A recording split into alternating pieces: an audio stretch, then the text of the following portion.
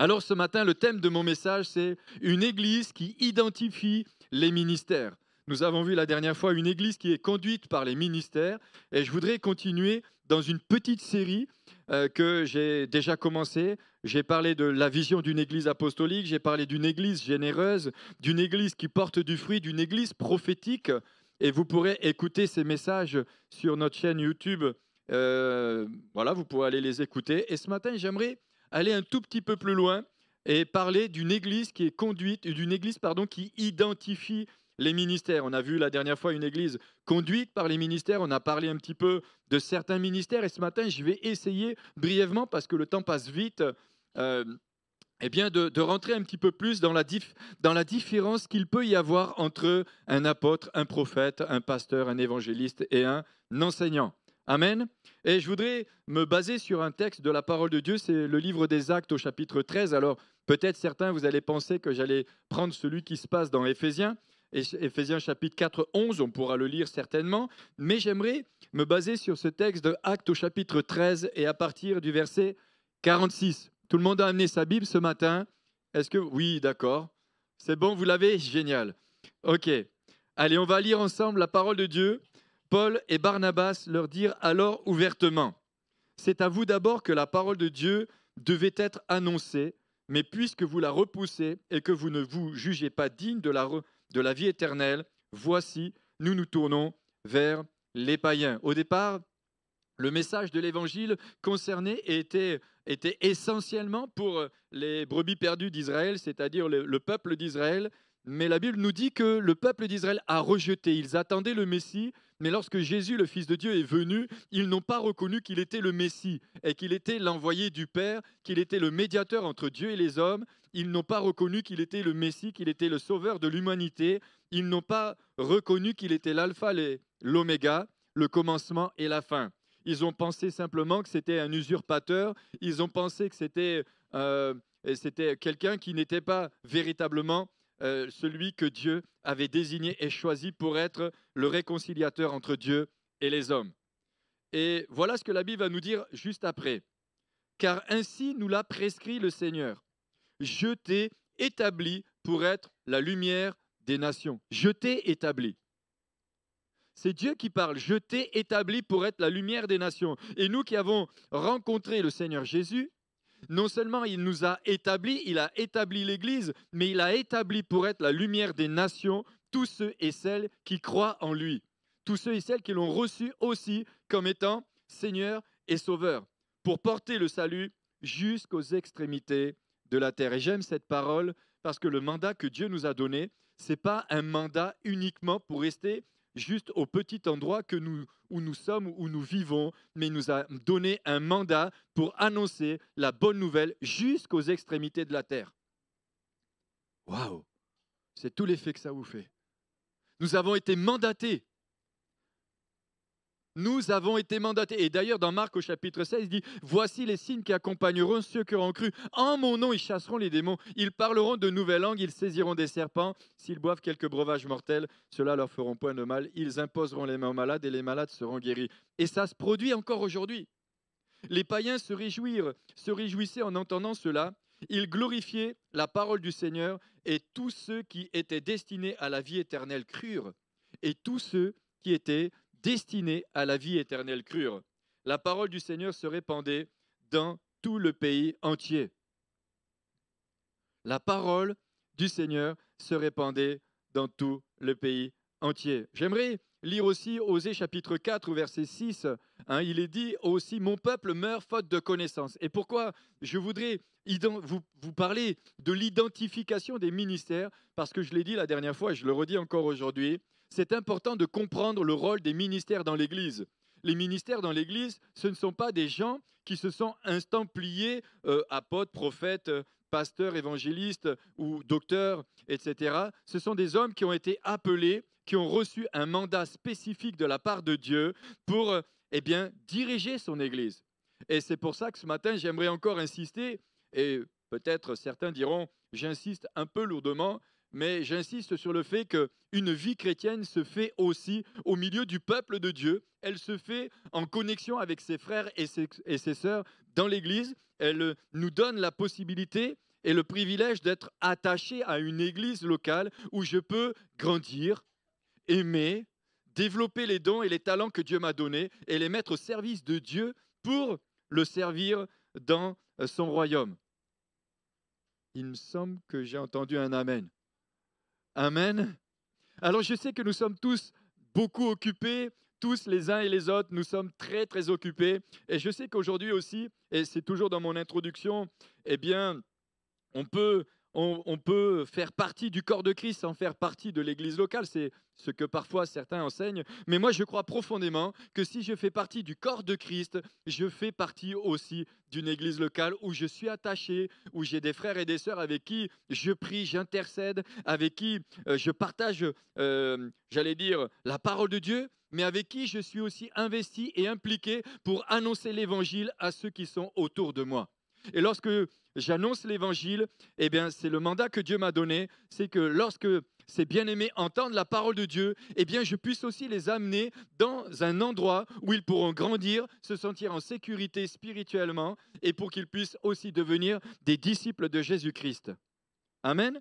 Alors, je sais parfois que ce genre de message ne plaît pas forcément à tout le monde. J'en suis conscient. Je suis tout à fait conscient parfois que pour certains, on peut vivre sa vie chrétienne tranquille, tout seul. Mais moi, je pense que lorsqu'on fait partie d'une famille, on aime se retrouver. J'ai 4 enfants, j'ai une femme, j'ai 4 filles, j'ai une famille, je vous garantis, j'ai un frère, j'ai une sœur, j'ai de la famille. J'aime être avec ma famille. J'aime être avec mes enfants. Amen. Et lorsque je fais partie d'une famille, j'aime être avec ma famille. Je ne connais pas quelqu'un qui a une famille et qui aime sa famille, qui n'a jamais envie d'être avec. Pour moi, il manque quelque chose, il manque une dimension. Parce que je les aime, parce que je fais partie de cette famille, alors je me retrouve avec elles. J'ai plaisir à me retrouver avec elles. Mais la grâce que Dieu nous fait, c'est que lorsque nous nous retrouvons en tant que famille de Dieu, ensemble, nous pouvons non seulement écouter la parole, nous pouvons écouter des messages, mais nous pouvons louer et adorer Dieu. Et cette semaine, je partageais à une de mes filles, lorsqu'on discutait, je disais que si aujourd'hui le peuple d'Israël est le peuple qu'il est aujourd'hui, c'est parce qu'ils ont su garder l'héritage que Dieu leur avait donné au travers des pères qui les ont enseignés sur les Écritures. Et si nous voulons garder notre héritage spirituel, si nous voulons croître dans l'héritage que Dieu nous a donné, c'est aussi au travers de la communion fraternelle, c'est au travers des valeurs que Dieu nous a transmises, c'est au travers de sa parole, mais c'est aussi au travers des rencontres que nous avons ensemble pour louer et adorer le Seigneur. Amen. Notre vie chrétienne, elle ne se vit pas individuellement. Je ne sais pas pourquoi je dis tout ça ce matin, ce n'était même pas dans mes notes, mais notre vie chrétienne ne se vit pas individuellement. Dieu a un plan avec son Église. Dieu a un plan avec toi, comme Dieu a un plan avec moi, parce qu'il veut qu'au travers de nous, nous annoncions le message de l'Évangile, c'est-à-dire parler à ceux qui ne connaissent pas Jésus, leur dire qu'il y a une possibilité de rencontrer Jésus qui peut changer leur vie et qui peut permettre de leur donner la grâce de rentrer dans le ciel. La vie ne s'arrête pas ici-bas. Il y aura une fin un jour. Il y aura une fin. On n'aura pas tous la même fin au même moment, mais il y aura une fin. Mais la fin ne s'arrête pas ici. La Bible parle de la vie éternelle, de la vie après la mort. Il y en a qui nous ont déjà précédés et nous irons les rejoindre. Mais la Bible parle, eh bien, qu'il y aura une vie ensuite. Et Dieu nous a donné ce mandat. Alors, pour faire vite, on a vu ensemble la dernière fois, Actes chapitre 11, où c'est la première fois qu'il a été dit, suite à la persécution à l'église de Jérusalem, c'est la première fois qu'il y a été dit qu'on les a appelés chrétiens. On les a appelés chrétiens dans un endroit, ils étaient ensemble, ils étaient réunis ensemble. Et bien aimé, pour moi, c'est parfois de la tristesse de voir que des croyants vivent seuls, sans cette communion, sont isolés, sont sans le fait d'être avec d'autres. Je trouve que c'est tellement important. Alors allons plus loin. Actes chapitre 11, verset 21. La main du Seigneur était avec eux et grand fut le nombre de ceux qui crurent et se convertirent au Seigneur. Le bruit en parvint aux oreilles des membres de l'église de Jérusalem et ils envoyèrent Barnabas jusqu'à Antioche. Lorsqu'il fut arrivé et qu'il vit la grâce de Dieu, il s'en réjouit et les exhorta tous à rester d'un même cœur, résolus, attachés au Seigneur. Il y a eu une persécution à Jérusalem et suite à la persécution, les disciples du Seigneur Jésus ont été, se sont délocalisés, si je puis dire ça comme ça, et ils se sont retrouvés à Antioche et ils ont annoncé l'évangile. Ils ont annoncé l'évangile à des juifs, mais ils ont aussi annoncé l'évangile à des non-croyants, des non-chrétiens, des non-juifs, pardon, qui sont devenus chrétiens, qui ont accepté Jésus comme étant leur Seigneur et leur Sauveur. Et leur vie a été littéralement changée, transformée. J'avance parce que j'ai déjà dit une certaine partie la dernière fois, donc je ne vais pas revenir sur ça. Nous avons vu ensemble que non seulement ils se sont retrouvés à Antioche, mais de Jérusalem, des ministères ont été envoyés. Barnabas a été envoyé et Barnabas plus tard a récupéré Saul de Tarse qui est devenu l'apôtre Paul. Donc on a vu ensemble la dernière fois la définition ou quelques définitions qui concernent le rôle d'un apôtre. Donc je le redis, ce matin j'aimerais aller un petit peu plus loin sur la définition des rôles et des ministères, l'apôtre, le prophète, le pasteur, l'évangéliste et l'enseignant. Et nous voyons qu'il y a des différences dans les ministères, il y a des différences, mais ce sont des ministères qui se complètent les uns et les autres. Ce sont des ministères qui ont été choisis de la part de Dieu. C'est un appel divin qu'ils ont reçu, non pas pour dominer sur le peuple de Dieu, non pas pour être, j'ai envie de dire comme ça, un dictateur, mais pour conduire le peuple de Dieu, pour diriger l'Église dans les voies que Dieu a préparées. D'accord ?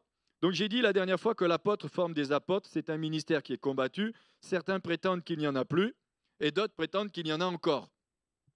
Moi je crois qu'aujourd'hui il y a encore des apôtres, mais ce qui définira un apôtre, c'est pas qu'il se reconnaît humain lui-même, c'est que l'apôtre, on le reconnaît un apôtre à son fruit, comme on reconnaît un arbre à son fruit.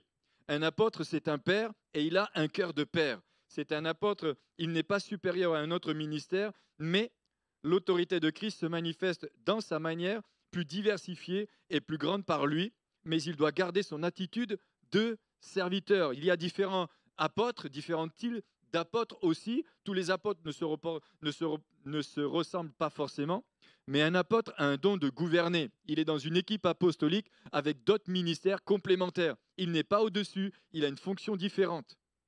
Ça va ? Je priais, et c'était ma prière cette semaine, que l'esprit de révélation nous révèle sa parole.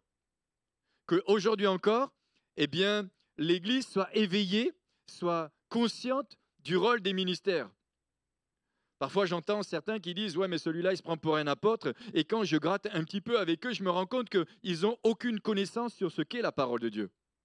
C'est pour ça que j'ai dit au début, mon peuple meurt faute de connaissance. Nous avons besoin que nous soyons aiguisés, que nous ayons la révélation de la parole de Dieu pour comprendre ce qu'est la parole de Dieu. Donc je dis, il y a différents apôtres.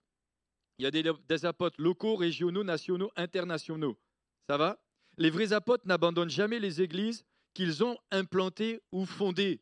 L'apôtre Paul a fondé un certain nombre d'églises. Il ne les a jamais abandonnées, il ne les a jamais laissées de côté, mais il a toujours été de celui qui a encouragé, fortifié, édifié.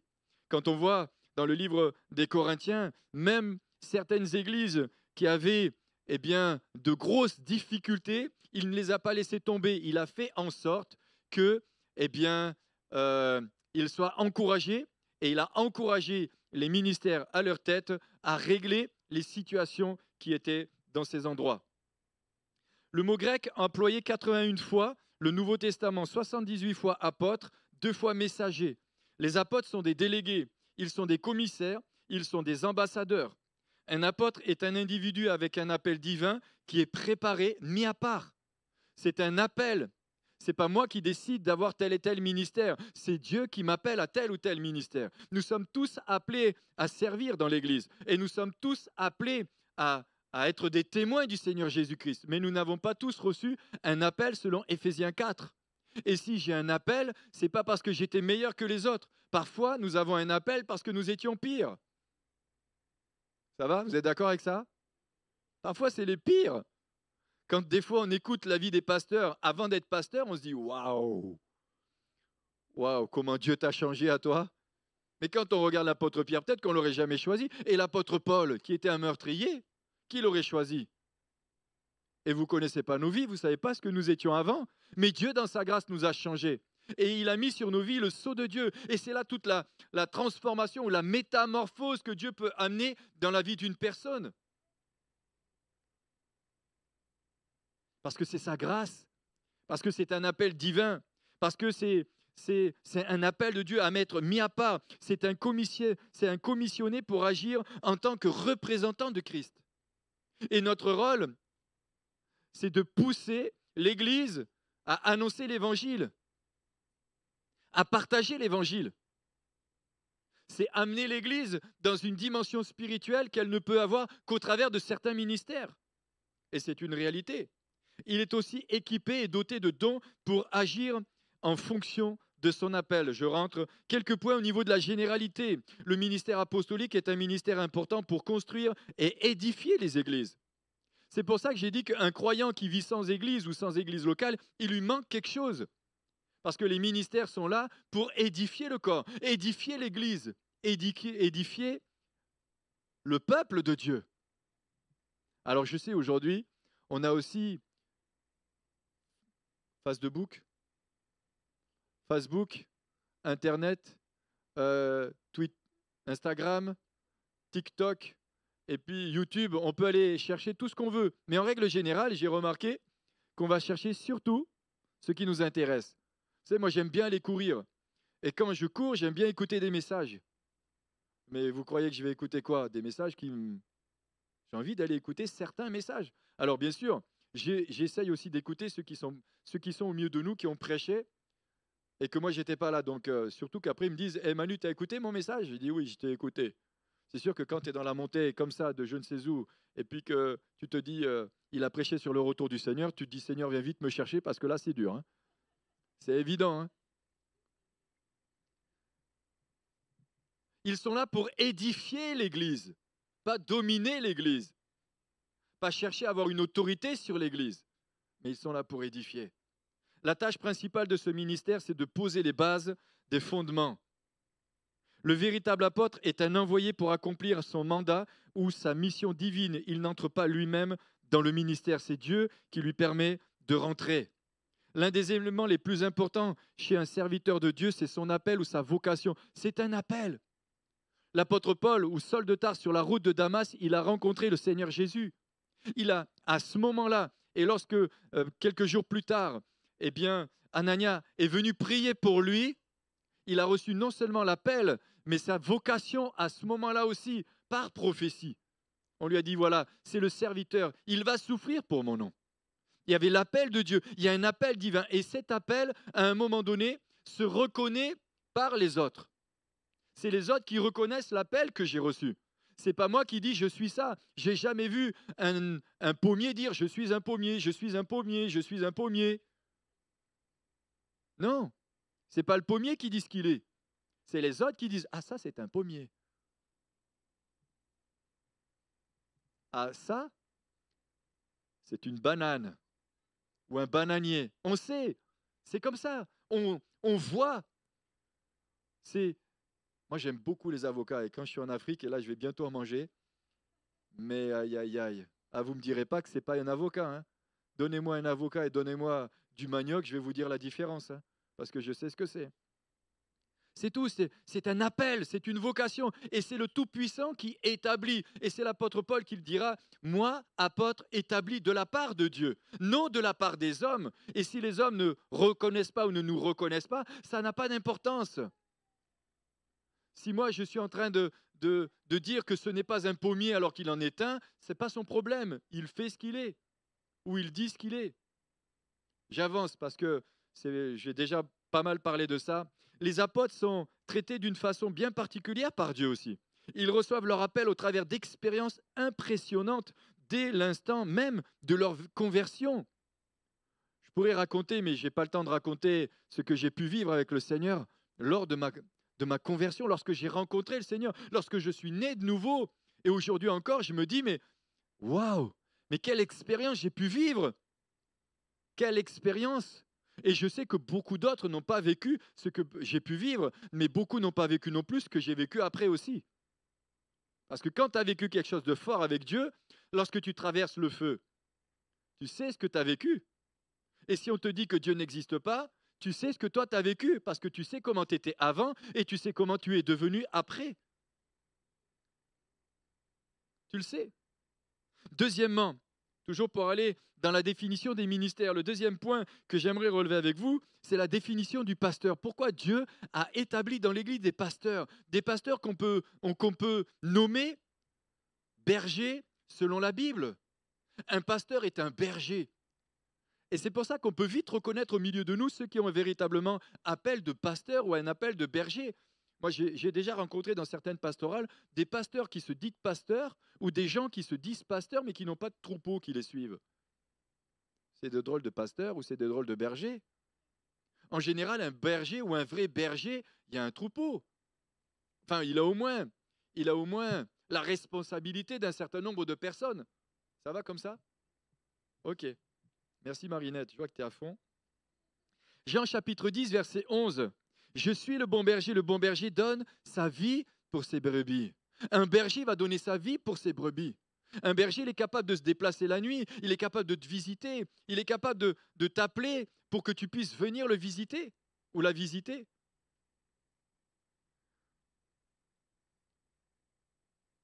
Matthieu chapitre 9, verset 36. Voyant la foule, il fut ému de compassion pour elle parce qu'elle était languissante et abattue comme des brebis qui n'ont pas de berger.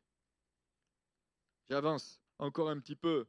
La définition du berger n'est pas difficile à trouver. Un berger, c'est quoi? Un berger est un guide rempli d'amour et d'attention pour ses brebis. Un berger, il est rempli d'amour, il est rempli de compassion, il est rempli de miséricorde. Ça ne veut pas dire qu'il laisse faire n'importe quoi dans l'église, mais il a de l'amour, il a de la compassion. Il aime les gens. Il aime les gens. Mais si on n'aimait pas les gens, on ne souffrirait pas quand certains partent. On aime quand on est un véritable berger. On aime les brebis, on aime les personnes, on aime prendre du temps avec elles, on aime les visiter, on aime les entourer, on aime parler avec elles, on aime prier, on aime leur rendre visite. Moi, personnellement, j'aime bien visiter. Souvent, je suis réjoui. J'avance. Un berger est quelqu'un que Dieu a appelé pour qu'il s'occupe des brebis. Et ça nous donne aussi, et bien en même temps que je parle, ça peut aussi vous permettre de comprendre ceux qui sont au milieu de nous et qui ont un rôle de berger. On verra la différence avec les prophètes. Être berger est un travail important. C'est pourquoi c'est le travail qu'il a donné à l'apôtre Pierre, le chef de son église. Il lui dira même, paie mon troupeau, prends soin de mon troupeau, prends soin de mes brebis. Dans de nombreuses langues, il y a un seul mot pour dire berger, c'est pasteur. Le mot utilisé pour berger est le même mot utilisé pour pasteur. Que le berger, tu l'appelles pasteur, ou le pasteur, tu l'appelles berger, c'est exactement le même mot. Par contre, c'est aussi la même fonction. Et ça doit être la même fonction. Un pasteur, ce n'est pas une étiquette qu'on a collée à quelqu'un pour lui dire, bon, à partir de maintenant, tu es le pasteur de cette église. Non, c'est aussi un appel. Je peux le redire? C'est un appel. C'est un appel qu'il a reçu de la part du Seigneur. Mais un ancien est un berger local. Mais un pasteur, il peut avoir aussi des responsabilités extra-locales. J'avance encore. Je préfère utiliser le mot berger parce qu'il permet à tout le monde de comprendre ce que le travail implique. Être un berger signifie que vous devez considérer les personnes comme des brebis. Ça va? C'est vrai que ça paraît tellement... J'imagine les nouvelles personnes qui viennent au milieu de nous.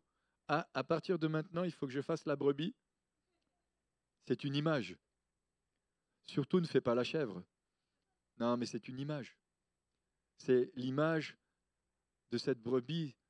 Mais les brebis, elles ont du caractère, rassurez-vous. Hein. Être un berger signifie que vous devez considérer les personnes comme des brebis et vous comporter avec elles en tant que telles. Écoutez bien, beaucoup de personnes ont leur propre idée de ce qu'un pasteur devrait être ou faire. Mais ce qui compte, c'est d'avoir la véritable révélation de ce que dit la Bible. Ou qu'est-ce que la Bible dit? Et ce n'est pas pour rien que la Bible nous enseigne. Et ce matin, je crois profondément à ce message. Et je sentais dans mon cœur qu'il y avait comme des espèces de batailles Peut-être que quand on vient à l'église, on a toujours envie d'écouter des messages qui vont nous réconforter, nous encourager, nous ceci, cela, mais c'est aussi bon d'être enseigné parce que l'enseignement libère. L'enseignement nous permet aussi d'avoir des compréhensions spirituelles que nous n'avons peut-être pas forcément. Oui, Dieu veut guérir. Oui, Dieu veut libérer. On l'a vu encore tout à l'heure. Oui, Dieu veut faire ceci. Oui, oui, oui et oui. Mais oui aussi pour les autres enseignements. Et parfois, on se retrouve que le dimanche. Un berger. Avoir un cœur de berger. En anglais, le mot pasteur est très souvent utilisé pour désigner un homme de Dieu ou représentant de Dieu. Alors ça souvent, dans certains endroits de la planète, dire je suis un homme de Dieu. Ah, ça fait bien ça d'un coup. Étiquette, homme de Dieu. Mais si tu te dis homme de Dieu, mais tu n'en es pas un au fond de toi-même, c'est une étiquette. Ça n'a pas de valeur. Ça n'a pas de prix, c'est creux. Ça sert à quoi? C'est du vent. On n'est pas là pour mettre des étiquettes sur des personnes ou mettre une série de je ne sais quoi sur des étiquettes, sur des... Non, il s'agit d'être ce que l'on prétend être. Jésus n'a jamais fait le missionnaire, ou Jésus n'a jamais fait l'envoyé, ou Jésus n'a jamais fait le Messie. Il est le Messie. Il est le Messie. Il est le Fils de Dieu. Il est le médiateur entre Dieu et les hommes. Il est le seul qui nous sauve. Celui qui avait la supervision d'une église était reconnu comme pasteur. Paul parle aux anciens de l'église d'Éphèse. Acte chapitre 20, verset 28, il est dit « Prenez donc garde à vous-même et à tout le troupeau sur lequel le Saint-Esprit vous a établi évêque. » Évêque qui veut dire ancien. Pour paître l'église du Seigneur qu'il s'est acquise par son propre sang. Une personne a de la valeur devant Dieu. Je ne sais pas comment je peux vous décrire ça, mais une personne qui vient au milieu de nous, qui aime Jésus, qui a donné sa vie à Jésus, qui est réconciliée avec Dieu, elle a un prix inestimable. Et cette personne, on doit en prendre soin. Nous, d'abord, mais vous aussi. C'est pour ça que c'est toujours déchirant quand certaines personnes s'en vont et puis sont plus nulle part. Un berger, un évêque, un ancien décrivent la même fonction. Par exemple, dans 1 Pierre chapitre 5, Pierre se nomme ancien parmi les anciens, parce qu'il est le berger parmi d'autres bergers. Les pasteurs à charge de superviser l'église locale. Le pasteur est le ministère le plus important dans l'église locale pour le bien-être général. Ça va, je peux le dire comme ça? Le pasteur a le ministère le plus important dans l'église locale, même si les autres ministères sont importants, mais le pasteur, il prend soin, il nourrit, il encourage, il visite, il prie, il intercède, il se tient à la brèche, il va visiter les malades, il fait des obsèques, il fait des mariages. Waouh, des fois, c'est pas facile. Je peux vous garantir que quand des fois vous devez faire des obsèques, je vous garantis que c'est difficile. C'est très difficile. Parce que quand tu aimes ceux qui sont partis, il y a des moments où tu te dis, mais Seigneur, tu avais tellement la puissance pour faire un miracle, pourquoi tu ne l'as pas fait? Et on peut pas, et on peut rien dire. On peut juste dire, Seigneur, toi tu connais toutes choses. Tu connais toutes choses. Si un ministère quelconque visite l'église locale, il doit en reconnaître le pasteur, le respecter et s'y soumettre. Et là, ça concerne surtout les ministères. Il y a des fois des ministères qui arrivent dans des églises et ils ne respectent pas ceux qui ont été établis par le Seigneur. Et ce n'est pas comme ça que moi je veux transmettre la vision que Dieu nous a communiquée. Nous sommes appelés à respecter l'identité, l'ADN que Dieu a donné pour construire, pour bâtir. Nous sommes des bâtisseurs, des constructeurs. Nous ne sommes pas des diviseurs. Le pasteur est un superviseur de l'Église. Tout ce qui se fait dans l'Église est sous sa responsabilité. Et il doit être avisé de tout ce qui se passe dans son assemblée. C'est pour ça qu'il y a aussi d'autres responsables. Alors il ne peut pas tout savoir non plus, qu'on soit bien d'accord. Mais ça n'empêche pas moins qu'il y a des choses essentielles. Et pour ceux qui étaient là hier, je l'ai dit, il y a de la redevabilité dans un sens et dans l'autre sens aussi. Vous pourrez lire Jean chapitre 10, verset 11, Hébreux chapitre 13, verset 20, que le Dieu de paix, qui a ramené d'entre les morts le grand pasteur des brebis par le sang d'une alliance éternelle, notre Seigneur Jésus-Christ. Dans la parole de Dieu, il y a deux catégories de personnes, ceux qui s'occupent des brebis. L'un fait référence au pasteur et l'autre référence aux mercenaires. Jean chapitre 10, verset 12, où il est dit, mais le mercenaire qui n'est pas le berger et qui n'appartient pas et à qui n'appartient pas les brebis voit venir le loup, abandonne les brebis et prend la fuite et le loup les ravit et les disperse. Encore un petit peu, un point par rapport à ça ou deux. Le terme grec d'où est tiré le mot pasteur dans le Nouveau Testament est poimen et il s'y trouve 19 fois. Vous pourrez aller le lire, vous pourrez aller le voir. C'est un surveillant, un superviseur qui dirige les brebis et les nourrit. Ça a un rôle important. Ça a un rôle important. En tant que superviseur, il ne sera pas un dictateur. Il oblige les personnes à le servir pour accomplir ce qu'il veut. Il aidera au contraire les personnes à entrer dans leur vocation et à accomplir ce qu'elles doivent faire. C'est toute la différence. C'est pas nous sommes au service du pasteur, nous sommes au service de Dieu. Vous me suivez? Et parfois, il y a des inversions comme ça. On a l'impression que dans certaines églises, tout le monde est au service du pasteur. Non, on est au service de Dieu. Mais le pasteur, il est aussi au service de Dieu. Il est au service du Seigneur. Et parfois, on a l'impression que le pasteur, dans certains endroits, c'est devenu la serpillière. C'est l'homme à tout faire. Non, son rôle, c'est de mettre tout le monde au travail.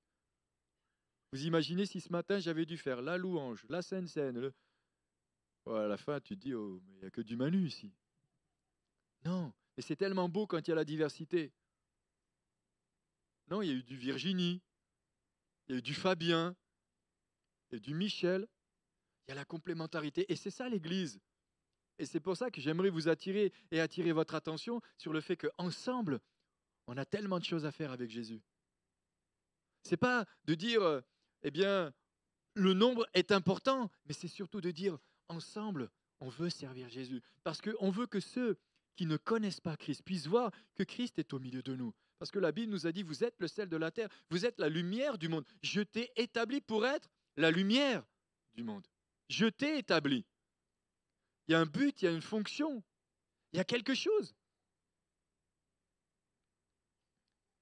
Les brebis sont amis avec le berger. Ça va, vous êtes là? Oh, je ne suis pas votre ennemi. C'est pas mal quand même. Ouais, mais des fois, dans certains endroits, on a l'impression que le pasteur est devenu l'ennemi. Mais il n'est pas l'ennemi, c'est l'ami. On est amis, on est des frères et sœurs, avant tout. On est une famille. Et dans une famille, il y a un père, il y a une mère, il y a des enfants, il y a des frères, il y a des sœurs, il y a des rebelles. Ah non, non, il n'y en a pas, ça n'existe pas. Mais on est une famille, on est ensemble.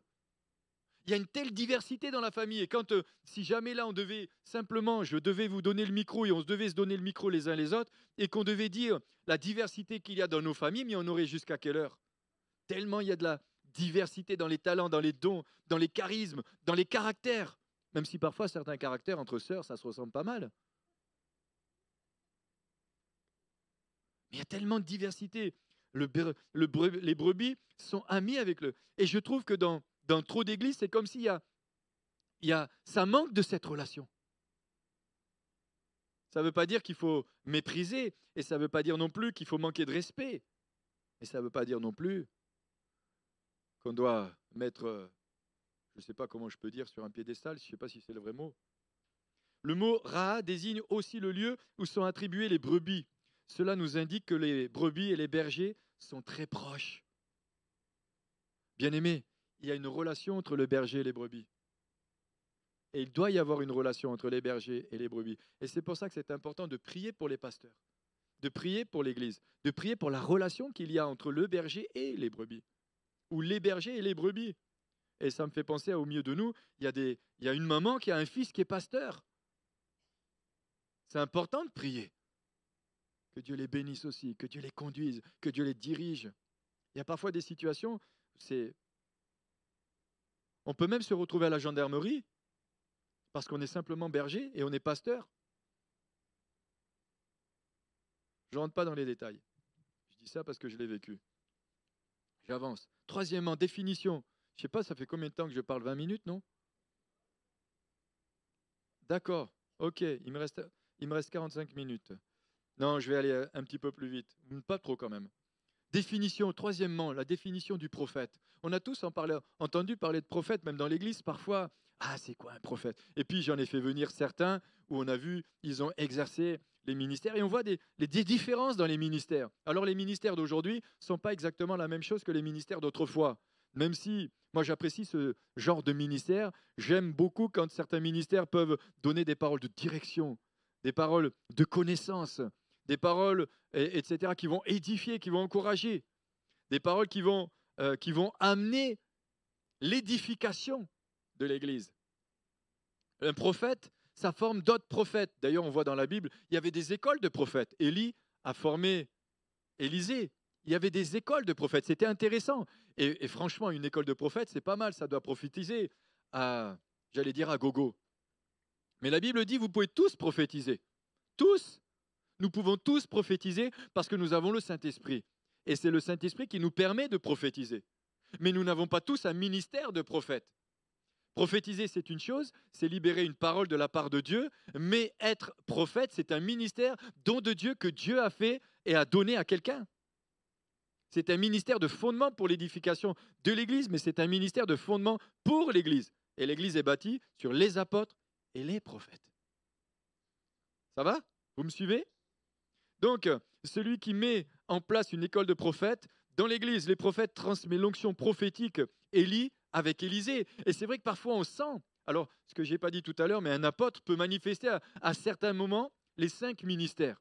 Il peut manifester le ministère apostolique, le ministère de pasteur, le ministère d'évangéliste, le ministère d'enseignant et le ministère de prophète. Il peut, suivant comme le Seigneur le conduit. Et parfois on sent qu'il y a une onction prophétique. On sent que l'onction prophétique a été libérée, il ne reste plus qu'à libérer les paroles que Dieu veut donner. Voilà le rôle du ministère. Les prophètes sont des personnes qui parlent de la part de Dieu aux hommes. Ils parlent de la part de Dieu. Ils n'ont pas décidé un jour d'arriver à l'église, dire « Bon, ce matin, allez, comme je suis prophète, je vais balancer une petite prophétie. » Non, c'est pas ça. Il parle de la part de Dieu. Et c'est pour ça que c'est important de se retrouver aussi ensemble. Alors bien sûr, Dieu nous parle dans le lieu secret, et on n'attend pas qu'un prophète nous parle pour avoir une pensée de la part de Dieu, mais ça n'empêche pas moins que les prophètes peuvent aussi donner des paroles à l'Église. Ils peuvent aussi donner des directions à l'Église, des directifs à l'Église. Alors je sais que parfois, et j'en ai déjà discuté avec certains, il y a certains prophètes, je dirais qu'ils ont un style où ils sont ingérables. J'ai des idées comme ça sur certains. Tu te dis, aïe, aïe, aïe, si je l'invite, il va falloir qu'on gère. Mais c'est leur style. C'est leur style. C'est pour ça qu'il y a les autres ministères qui sont là pour édifier, pour consolider. Mais j'aimerais aussi casser un peu une image qu'on peut avoir du prophète. Le prophète, c'est pas toujours celui qui vient et qui pointe du doigt pour dire, toi là-bas, tu es dans le péché. Tata. Non, c'est pas toujours ça. D'abord, s'il dit ça, il doit y avoir une parole pour faire sortir la personne de cette impasse. Il doit y avoir une parole de sagesse, une parole de compassion et d'amour. Il y a un complément. Jésus n'est jamais venu pour détruire. Et Jésus n'a jamais donné une parole à quelqu'un pour le détruire. Même la femme prise en flagrant délit d'adultère, Jésus dira que celui qui est sans péché jette le premier la pierre. Tous, ils sont partis, des plus anciens aux plus jeunes. Et il lui dira, où sont ceux qui t'accusent? Il aurait pu l'accuser, il aurait pu la lapider, mais il dira, où sont ceux qui t'accusent? Il a donné la parole qui allait l'aider. Il lui dit, va, mais ne pêche plus. Va, mais ne pêche plus. Alléluia. Leur message inspiré vient du cœur de Dieu pour faire dresser l'oreille à la personne qui entend. On connaît ça dans l'Apocalypse. L'Esprit dit aux églises. L'Esprit, que celui qui a des oreilles entende ce que l'Esprit dit à l'Église. Et que ce matin, l'Église ait des oreilles pour entendre ce que l'Esprit veut dire à l'Église. Et je crois que l'Église a besoin d'avoir un esprit de révélation qui lui révèle exactement ce qui est dans les Écritures et ce que nous voulons partager. Ce n'est pas simplement « j'avais rien d'autre à vous partager ce matin », je crois que c'est un message de Dieu pour chacun de nous. Et on a besoin de savoir exactement ce que la Bible nous enseigne, afin de ne pas non plus nous égarer Ou ne pas penser qu'on n'a pas besoin de l'église locale et on n'a pas besoin des ministères. Dès qu'on est 2 ou 3 et on se retrouve quelque part, eh bien on est église. Non, pardon, hein, j'en ai après personne. Je vous partage ce que j'ai dans mon cœur. Chacun d'entre eux est très différent dans son appel, dans ses dons, dans sa personnalité, dans la manière dont il délivre le message et l'étendue de son influence. La puissance du prophète n'est pas dans le magnétisme, mais plutôt dans son manteau d'onction. Il a une onction qui lui a été transmise. Même Saül, lorsqu'il s'est retrouvé, après avoir été oint, il s'est retrouvé au milieu des prophètes, il s'est mis à prophétiser. Certains ont dit, mais qu'est-ce qui lui arrive à lui? Lui aussi, il est prophète? Non, il était au milieu, parce qu'il y avait une onction qui était là. Il y avait un manteau qui était là. Et il y a un manteau qui est sur l'apôtre, il y a un manteau qui est sur le prophète, il y a un manteau qui est sur le berger, le pasteur, et il y a un manteau sur l'évangéliste et l'enseignant aussi. Il y a un manteau. La définition du prophète. Prophétiser signifie parler de la part de Dieu. Le prophète a un message de la part de Dieu. Le prophète est celui qui écoute la voix de Dieu. Il écoute la voix de Dieu. Mais n'es-tu pas un prophète? N'as-tu pas l'onction de Dieu sur toi ou le Saint-Esprit en toi? D'ailleurs, la Bible dira que celui qui prophétise, eh bien, l'Esprit se soumet au prophète. C'est-à-dire, nous sommes prophètes, mais pas dans la dimension d'un ministère selon Éphésiens 4. Mais il écoute la voix du prophète. Deuxièmement, il délivre un message de Dieu aux hommes. Il délivre, et quand je lis ma Bible et je vois ce que les prophètes ont écrit, ce sont des messages qui nous ont été transmis pour nous, jusqu'à aujourd'hui. Ça va? Vous pouvez me dire un amen quand même? Ok, c'est bon, super. Et troisièmement, le prophète est celui que Dieu revêt de son autorité pour communiquer la volonté de Dieu aux hommes et pour les instruire. C'est aussi pour les instruire. C'est pour les instruire, leur parler. Moi, j'aime tellement ces choses. Généralité concernant le ministère de prophète. Il y a une différence entre le ministère de prophète dans l'Ancien Testament et le Nouveau Testament. L'essence du ministère est la même, mais le rôle et l'expression du ministère sont différents. Le prophète dans l'Ancien Testament sont des hommes seuls, des hommes de pointe. Par contre, dans le Nouveau Testament, ils sont dans une équipe, et ils sont dans une équipe apostolique. Ils ne peuvent pas être seuls. Autant un croyant ne peut pas rester seul, autant un ministère de prophète ne peut pas rester seul. Tu es attaché à qui? Tu es redevable à qui? Tu travailles avec qui? J'avance encore. Le prophète est parole de Dieu.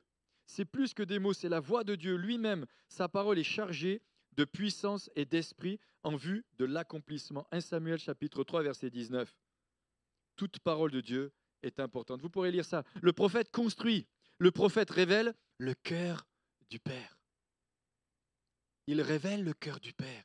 Le Père souffre quand il voit parfois l'état de son peuple ou l'état de son Église. Il révèle le cœur du Père. Il souffre, il est parfois dans l'agonie, dans la souffrance. Il est dans la prière, dans l'intercession. Il est dans la présence de Dieu. Et il transmet à son Église le cœur du Père, l'amour du Père. Le peuple de Dieu a toujours plus besoin de consolation que de reprimande. C'est ce que j'ai dit tout à l'heure, je ne rentre pas trop dans les détails. Dieu révèle son secret à ses serviteurs et Dieu révèle ses secrets à ses serviteurs, les prophètes. Combien de fois Jésus m'a révélé des choses qu'il allait faire? Et là, tu te sens comme dans une équipe avec Dieu. Tu dis, waouh! Amen. Au moins, il y a les enfants qui disent Amen. Amos chapitre 3, versets 6 à 8. Ainsi le Seigneur ne fait rien sans avoir révélé son secret à ses serviteurs, les prophètes. Le ministère de prophète est indispensable pour l'Église. C'est lui qui donne les directions. C'est lui qui donne la direction. La mission du prophète, rapidement. Le prophète a reçu plusieurs attributs. Il est confident de Dieu. Il est porteur de vision pour l'Église aujourd'hui. Il est porteur de la parole. Le prophète fonctionne au sein d'une équipe apostolique. Les fonctions du prophète dans la Nouvelle Alliance: établir la doctrine, actualiser la parole écrite, révélation du futur, préparer l'Église pour les temps de la fin et le retour du Seigneur. Jésus est à la porte. Jésus est plus près que ce qu'on peut bien imaginer. Il prépare l'Église pour les temps de la fin. Il est administration spirituelle de l'œuvre. Il communique des dons spirituels, etc. Et j'avance maintenant sur le ministère d'évangéliste parce que je voudrais quand même finir à l'heure. Je ne sais plus quelle heure il est, mais je ne sais plus quelle heure c'est l'heure. Mais bref, l'évangéliste. Alléluia. C'est un beau ministère, l'évangéliste. L'évangéliste, il pousse l'Église à sortir pour annoncer l'Évangile. Ce n'est pas lui qui fait tout seul le ministère. Mais lorsqu'un évangéliste vient et prêche, je vous garantis, vous avez tous envie d'aller évangéliser. C'est ça les évangélistes. Ils vont te pousser à l'amour de Christ. Ils vont te pousser à partager l'évangile. Ils vont te pousser à dire « Hé, dépêche-toi, Jésus revient !» Il revient bientôt. Jésus aime l'humanité. Et les évangélistes, ils vont communiquer l'évangile. Ils vont annoncer l'évangile. Mais ils vont susciter des évangélistes aussi. Ils vont faire lever des évangélistes. Il y a des onctions d'évangélistes qui ont besoin d'être répandues. Et aujourd'hui, l'Église a besoin de retrouver la dimension d'évangélisation. Pas simplement une fois de temps en temps, mais annoncer l'Évangile. Il y a un peuple qui meurt. Il y a un peuple nombreux qui meurt. Il y a beaucoup d'âmes qui meurent, qui ont simplement besoin d'entendre le message de l'Évangile. Hier soir, avec les filles, on discutait, et puis elles me disaient qu'il y avait un gars, nous racontait qu'il y avait un gars, il a voulu, je ne sais plus, aller, il est parti dans un endroit, si je sais aussi, je ne vais pas le dire, mais il a voulu se faire des trucs sur la barbe, ça n'a pas marché, ça a amplifié, enfin bref, il a fini par se suicider. Je dis, waouh, ces gens ont besoin d'entendre qu'il y a une possibilité, que Jésus les aime, qu'il y a un avenir. Et des fois, je me dis, mais l'Église est trop centrée sur elle-même. Elle vit trop pour elle-même, alors qu'on doit vivre pour ceux qui sont en train de mourir. Moi, je me réjouis tellement lorsqu'on va évangéliser. J'aime parler de Jésus. Souvent, l'été, les filles, elles savent, on se retrouve, je me débrouille toujours, le suivant où on est. Des fois, je me mets, cet été, là, c'était bien parce qu'il y avait un endroit où il y avait des bulles dans la piscine. Et dès qu'il y en avait un qui arrivait, je me suis dit, il ne faut pas qu'il parte sans que je lui ai parlé du Seigneur. Mais j'ai fait des super rencontres. Parler du Seigneur. On s'aime. On ne sait pas ce qui se passe. Mais peut-être qu'à un moment donné, ils vont traverser une situation et ils vont se rappeler que dans cette situation, il y a quelqu'un qui peut les aider. Et ce quelqu'un s'appelle Jésus. Il s'appelle Jésus. Alléluia. Il annonce la bonne nouvelle. Le mot utilisé, il y a plusieurs mots, décrit le message et le contenu. Les évangélistes, ils forment les charges variées, des formes. Il y a Philippe, il y a le message de Philippe aussi. Vous pourrez lire ça dans le livre des Actes.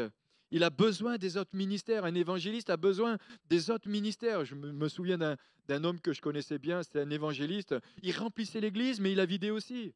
Parce qu'il a besoin du pasteur, il a besoin de l'apôtre, il a besoin du prophète. Et c'est ça qu'on voit la richesse des ministères. Et c'est pour ça, si vous avez reçu un ministère, ne restez pas seul, soyez avec d'autres. Merci pour les Amen. Merci Jean-Charles. Je vois que tu es avec moi. Mais oui, c'est une force d'être ensemble. C'est une puissance d'être ensemble. Et aujourd'hui, l'ennemi essaye par toutes les stratégies de détruire le corps et de détruire, de démantibuler, je ne sais pas si c'est le véritable mot, mais de détruire, de saccager l'image de l'Église, l'image des ministères, surtout avec ce qui se passe en ce moment. Sur tous ceux qui avaient des positions d'autorité, le mépris qu'il peut y avoir à cause des abus qui ont eu lieu. Ça donne de drôles d'images de ceux qui ont des responsabilités et une autorité. Le cœur de l'évangéliste, la manifestation des dons est la meilleure publicité. Ils sont remplis des dons. Ils annoncent l'amour de Christ à ceux qui sont perdus. L'enseignant, et je vais conclure, si les musiciens veulent bien me rejoindre, l'enseignant, c'est un véritable défi pour moi d'arriver à prêcher 45 minutes, un message que j'ai de 3 heures. Un enseignant, donnez-lui le micro, vous allez voir. Il va prêcher plus que 3 heures. Il ne s'arrête plus. Tu as l'impression que c'est une source sans fond. Et ça coule, et ça coule, et ça coule, et ça coule. Et il en a des choses à dire. Et il en a des choses à dire.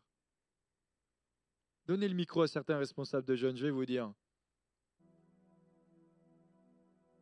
On verra l'avenir. Mais donnez le micro à Jojo, il vous fait une réunion de 2h30 d'enseignement, sans problème. Les jeunes, ils rentrent à la maison, ils me disent, mais il nous a épuisés. Il a prêché 2h30. Jojo, t'es là? Je sais qu'il est là. Un enseignant, c'est celui qui va déboucher les oreilles. Moi, j'en connais de véritables enseignants. J'aime beaucoup l'enseignant Jean-Marie Ribé. Il est chouette comme enseignant. Ça a été le fondateur de cette église. Bon, mais ça remonte à loin. Hein. Depuis, on a parcouru du chemin. Hein. Un enseignant, il donne envie d'enseigner. Il va donner envie d'aller creuser dans la parole de Dieu. Il va te donner envie d'aller méditer la parole. Il va te donner envie d'aller enseigner ceux qui ne connaissent pas l'évangile.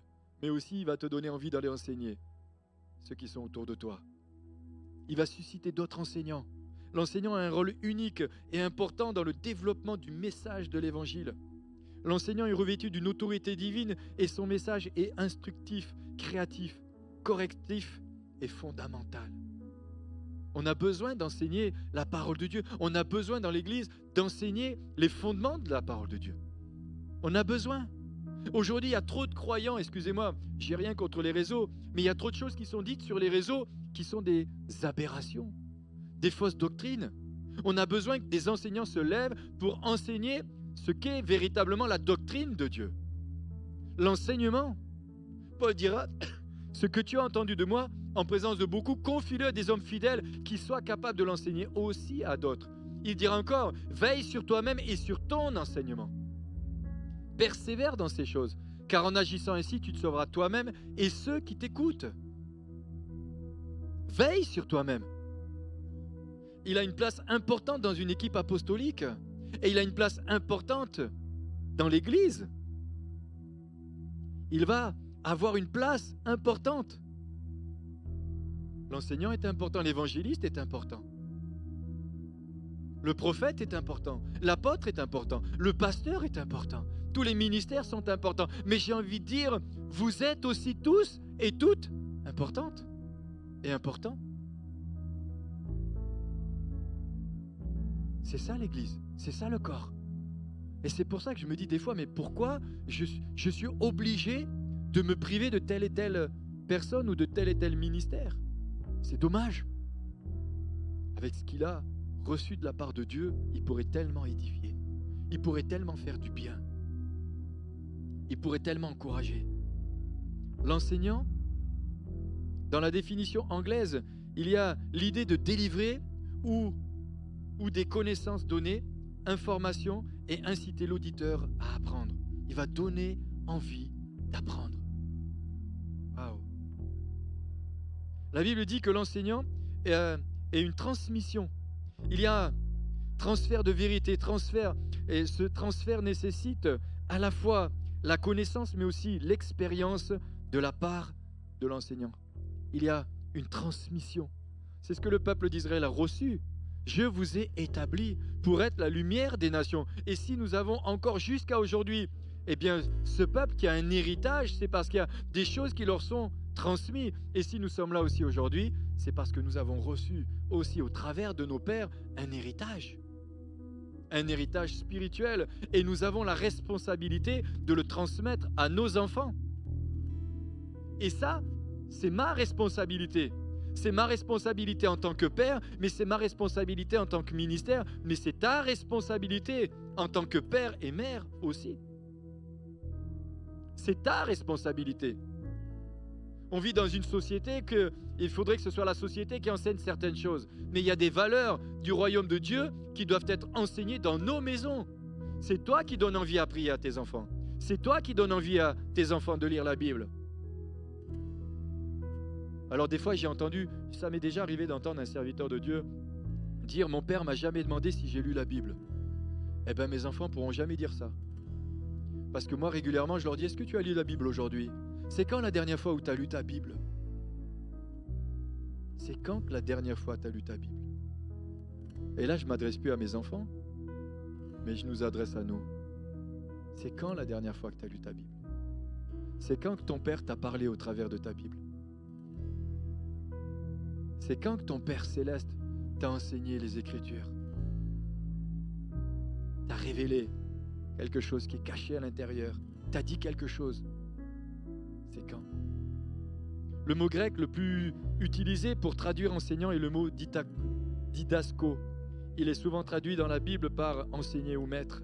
Il signifie enseigner et instruire, en conduisant le discours ou le dialogue.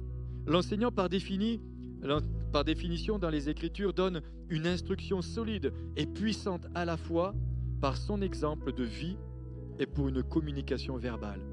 C'est intéressant, hein? L'enseignant, il connaît la volonté de Dieu, il approuve les principes excellents enseignés à partir de la loi.